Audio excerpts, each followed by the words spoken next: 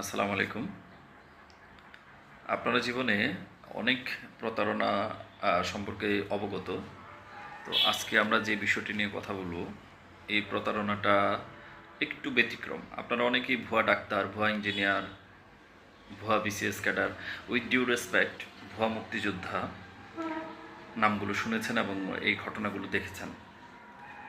তো আজকে আপনাদেরকে একটা পেশার কথা বলবো, এটা বোধহয় ভুয়া এখনো শুনেনি। সেটা হচ্ছে জাতীয় দলের ক্রিকেটার এই নাম ধারণ করে প্রতারণা করেন। তো আপনারা অনেকে অবগত যে আমরা দীর্ঘদিন ধরে এন্টি সুইসাইডাল স্কোয়াড পরিচালনা করছি এবং সেখানে বিভিন্ন মানুষের সাথে আমাদের সম্পৃক্ততা বেড়েছে, সংশ্লিষ্টতা বেড়েছে। যখন যারা যেভাবে মানসিকভাবে অবসাদগ্রস্ত হন, তাদেরকে আমরা বিনামূল্যে মানসিক স্বাস্থ্যের জন্য পরামর্শ এবং কাউন্সেলিং দিয়ে থাকি। ঠিক এই থ্রুতে আমরা গত সপ্তাহের কিছু আগে পরে একটা কেস পাই, যে কেসটিতে একজন ব্যক্তি ফেসবুকে পোস্ট করেন যে তিনি মানসিকভাবে অবসাদগ্রস্ত এবং তাকে আর খুঁজে পাওয়া যাবে না, তিনি বাংলাদেশের এই ক্রিকেটে তিনি আর থাকবেন না, ব্লা ব্লা অনেক কিছু। তাতে সর্বশেষ যে বিষয়টা সেটা হচ্ছে তিনি সুইসাইড করতে যাচ্ছেন এবং এর জন্য দায়ী হচ্ছে তার কেরিয়ার এবং হচ্ছে তার মা বাবা। বিশেষ করে সেই ইনজুরিতে পড়ার পর সে ফ্যামিলি থেকে কোনো ধরনের সাপোর্ট পাচ্ছে না। তিনি ন্যাশনাল টিমের প্লেয়ার, ন্যাশনাল টিমের হচ্ছে ক্রিকেটার এই দলের। তো এই কেসটি পাওয়ার পর এই কেসটি হ্যান্ডেল করছিল, এই কেসটি ছিল হচ্ছে সানজিদা সানি, আমাদের একজন স্কোয়াড সদস্য, চৌকস স্কোয়াড সদস্য। সে হচ্ছে এই কেসটি দেখছিলেন। তো ওনার সাথে কথা বলে যে বিষয়টা বোঝা যাচ্ছিল, উনি আর কি বলতেছিলেন যেটা, সেটা হলো যে উনি ক্রিকেট পছন্দ করেন এবং দেশের বাইরে থাকেন বেশি সময়, কিন্তু ফ্যামিলি থেকে তার কেরিয়ারমুখী হওয়ার প্রেশারটা বেশি। ক্রিকেট ফ্যামিলি কোনোভাবে পছন্দ করেন না, কিন্তু তিনি এই টিমের প্লেয়ার, একটা ইনজুরিতে পড়েন সামহাও। তো ইনজুরিতে পড়ার পর হচ্ছে তার চিকিৎসা দরকার, কিন্তু ফ্যামিলি থেকে কোনো ধরনের টাকা পাচ্ছিলেন না। 2 লাখ টাকা তার লাগবে, এটা খরচ অলমোস্ট তিনি খরচ করে ফেলেছেন। লাস্টিকে যেটা হয়েছে যে তিনি হচ্ছে 14,000 টাকা তার প্রয়োজন। এই 14,000 টাকা হলে তার ট্রিটমেন্টটা হচ্ছে শেষ হবে, দেন হচ্ছে তিনি আবার তার ক্রিকেট কেরিয়ারে ফিরে যেতে পারবেন। আর যদি না হয়, এই ইঞ্জুরি ঠিক না করতে পারেন, তাহলে ফিউচারে তিনি আর স্বাভাবিকভাবে তার ফিউচার পড়ে যাবে, তিনি আর ক্রিকেট খেলতে পারবেন না। তো যেহেতু ফ্যামিলি থেকে তিনি কোনো সাপোর্ট পাচ্ছেন না, সেহেতু তিনি আর এই জীবন রাখতেও চাচ্ছেন না, তিনি হচ্ছে সুইসাইড করতে চাচ্ছেন এবং খুব অল্প টাইম দিচ্ছে। এর মধ্যে যদি উনি টাকা ম্যানেজ না করতে পারেন, তাহলে তিনি সুইসাইড করবেন। তো আমাদের সেই স্কোয়াড সদস্যর দায়িত্বপ্রাপ্ত যিনি, ক্রিকেটার নাম শুনবার পর উনি ওনার ফেসবুক আইডিতে গেলেন এবং দেখলেন বেশ কয়েকটা ছবি তিনি দিয়েছেন, যেখানে হচ্ছে প্রাইম মিনিস্টারের কাছ থেকে তিনি ক্রেস্ট নিচ্ছেন এবং হচ্ছে একটা সংবাদ সম্মেলন করছেন, সেখানে প্রচুর মিডিয়া, সেখানে তিনি সংবাদ সম্মেলনে আছেন এবং 4জন প্লেয়ারের সাথে, মানে 3জন এর সাথে ওনার 4জন একটা ছবি আছে, আফিফ মনে হয়, মিরাজ বা এরকম আরও 2-1জন আছেন যারা ন্যাশনাল টিমের প্লেয়ার। তো তাদেরকে সহ হচ্ছে তিনি ফেসবুকে গ্রুপ ছবি দিয়েছেন। তো এটি দেখার পর হচ্ছে ওর একটু কেন যেন সন্দেহ হয় যে এত ফ্রেন্ডস ফলোয়ার কম আর ন্যাশনাল টিমের প্লেয়ার, এদের সাথে ছবি প্রাইম মিনিস্টারের কাছ থেকে ক্রেস্ট নিচ্ছেন, অথচ তার ফ্রেন্ডস ফলোয়ার বা তার এই দারিদ্র অবস্থা বা কীভাবে সম্ভব, যেটা আমাদের কাছ পর্যন্ত আসবে এবং আমাদের কাছে হেল্প চাইবে। তো সেই জায়গা থেকে হচ্ছে সে একটু ইনকোয়ারি করে দেখা যায় এই ছবিগুলো সবগুলো ফেক এবং সবগুলো এডিট করা। এই যে যে ক্রেস্টটা হচ্ছে তিনি প্রাইম মিনিস্টারের কাছ থেকে নিচ্ছেন, এই ক্রেস্টটা হচ্ছে তাসকিন আহমেদ নিয়েছিলেন। সেই তাসকিন আহমেদের মুখটা হচ্ছে তিনি কেটে দিয়ে এডিট করে ওনার নিজের ছবি লাগিয়েছেন। আর নুরুল হাসান সোহান একটা প্রেস ব্রিফিং করছিলেন, সেই প্রেস ব্রিফিংয়ে তার ছবির সাথে অনেকটা মিল আছে চেহারার, সেটা তিনি কেটে তার চেহারা বানিয়েছেন বা লাগিয়েছেন। আর ওটাকে একেবারে আইডেন্টিফাই করাই খুব মুশকিল। আপনার ছবি দেখলেই বুঝতে পারছেন যে কতটা হচ্ছে নিখুঁত আর কি তার এডিটিংটা। আর শাহরিয়ার মুনিম ওনার জায়গায় হচ্ছে নিজের মাথাটা লাগিয়েছেন বাকি ক্রিকেটারদের সাথে। তো যাই হোক, আমাদের কাছে এটি সাসপেক্টেড হয়, যে আমরা চিন্তা করি যে এটা অবশ্যই হচ্ছে 2 নম্বর হতে পারে। তো সেই ক্ষেত্রে হচ্ছে আমরা যার মাথা কেটে তিনি লাগিয়েছেন শাহরিয়ার মুনিম, ওনার সাথে কথা বলি একটা থ্রুতে। কথা বলার পর সে বলে যে না, এটা হচ্ছে একদম ভুল এবং হচ্ছে সে এটা ইচ্ছা করে প্রতারণা করেছেন, এই নামেও কেউ নেই, নির্জর রহমান নীল এই নামে আমাদের কোনো কেউ নেই, আর পাশাপাশি হচ্ছে তার যেহেতু মাথাটা কেটে লাগিয়েছেন উনি মানে খুব এইভাবে বলেছেন যে না এটা আমরা যেন ধরে পিটাই তাকে, মূলত কথাটা হচ্ছে এরকম। যাই হোক, পরবর্তীতে আমরা তাকে বুঝতে দিইনি যে তার সম্পর্কে আমরা সব কিছু অবগত, এবং তার সাথে আমি আজকে আমার সাথে তার কথা হয়েছে কয়েকবার। সে হচ্ছে আমি তাকে বিকাশ নাম্বার দিতে বলেছি, প্রথমে বলছি ব্যাঙ্ক অ্যাকাউন্ট দেওয়ার জন্য, কিন্তু সে কোনোভাবেই দিবে না। তার কথা হচ্ছে সব রেখে আসছি বাসায়। আর যখন বললাম যে তাহলে তুই নিজস্ব বিকাশ অ্যাকাউন্ট দেওয়ার জন্য, সেটা নিয়েও অনেক ব্যাপার। সে হচ্ছে একটা নাম্বার দিয়েছে, সেটা হচ্ছে মাহবুজ লোড।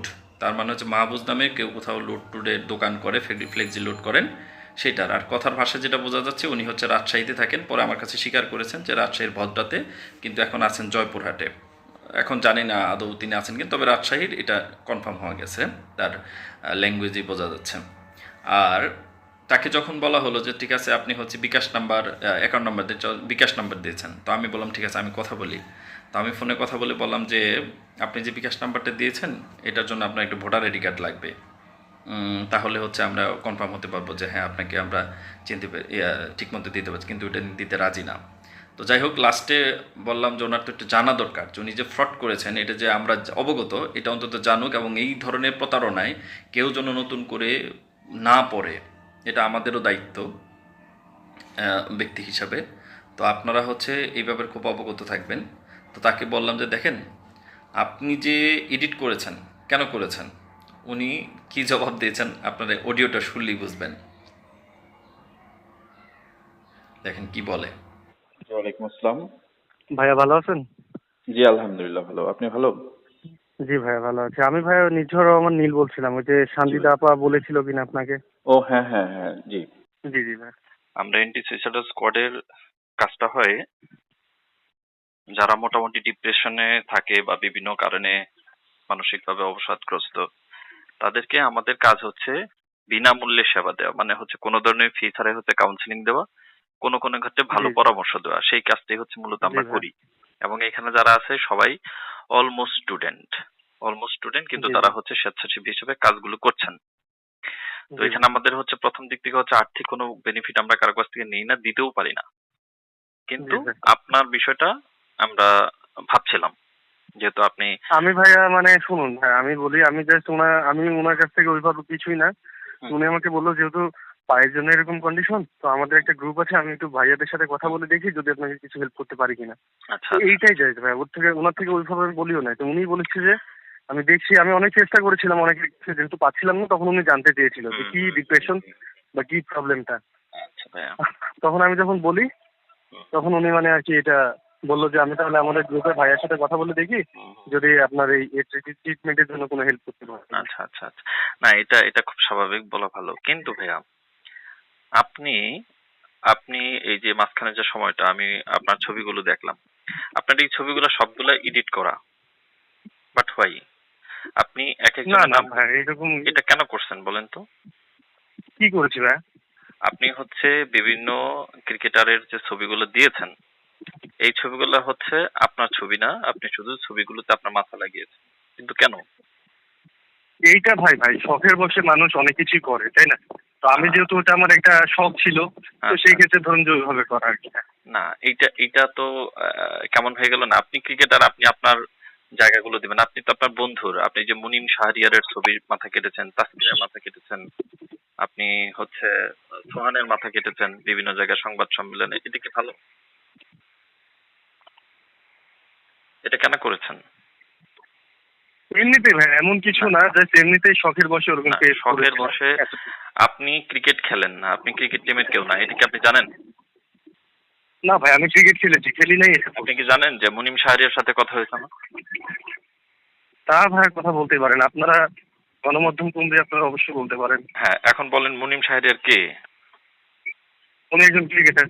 ক্রিকেটার। আপনি মুনিম শাহরিয়ারের জায়গায় তো আপনি ক্রিকেট খেললে কেন? আপনি তার সতীর্থ একজন প্লেয়ার, আপনি তার সাথে একটা এমনি ছবি ভাই উঠতেই শখের পারেন। বসে, এমনি ভাই শখের বসে এরকম মানে করেছিলাম আর কি। আচ্ছা, আপনি যে বিকাশ নাম্বারটা দিয়েছেন, এই বিকাশ নাম্বারটাও আপনার না, মানে নাম্বারটা আপনার না, গেল। এটা আমরা কিন্তু আপনাকে হেল্প করতে চেয়েছিলাম, হ্যাঁ, কিন্তু আপনি যে কাজটা করেছেন, আমি আপনাকে রিকোয়েস্ট করব, এবং আপনি যে কাজটার চিন্তা ভাবনা করেছেন, আমরা মানুষকে হেল্প করার জন্য এই কাজটা করি, আমরা মানুষকে মানসিক মানে বিনামূল্যে হচ্ছে একটু পরামর্শ দিয়ে হচ্ছে তাকে স্থিতি অবস্থায় আনি, কিন্তু আপনারা যদি এই সুযোগটা নিয়ে আমাদের সাথে প্রতারণা করেন, হ্যাঁ, আপনাদের অসহায়ত্বের কথা বলে, এই দুঃখটা কিন্তু আমাদের খুব খুব বেশি।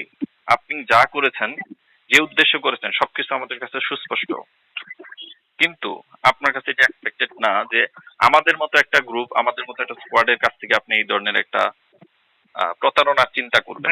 আমি ওরকম কিছু না, উনি আমাকে বলেছিল যে আমি হেল্প করতে পারি। আপনার রাজশাহীতে উনি কোথায় বাড়ি? কিন্তু ভাইয়া লাইভে কন্ডিশনটাও দেখেছিল।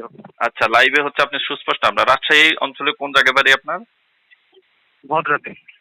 কোথায়? ভদ্রা। ভদ্রা। আপনি ঢাকায় থাকেন না রাজশাহীতে থাকেন? আপাতত ভাইয়া জয়পুরহাটে আছি। জয়পুরহাটে আছেন। আচ্ছা, বিষয়টা নিয়ে আমরা একটু ভাবছি। আপনাকে আসলে যেভাবে চাচ্ছিলাম আপনার মধ্যে সেটা নেই। আর আপনি যে কাজগুলো করেছেন অবশ্যই কোনো ভালো কাজ করেননি। আমি আপনি একটু আন্তরিকভাবে বুঝে ভাইয়া শুনে দুঃখিত, ছোট ভাই হিসাবে যদি পসিবল হয় মাফ করে দিন। এটা মাফ করার ইস্যু না। আপনি চাইবো যে এই জায়গা থেকে আপনি সরে আসেন।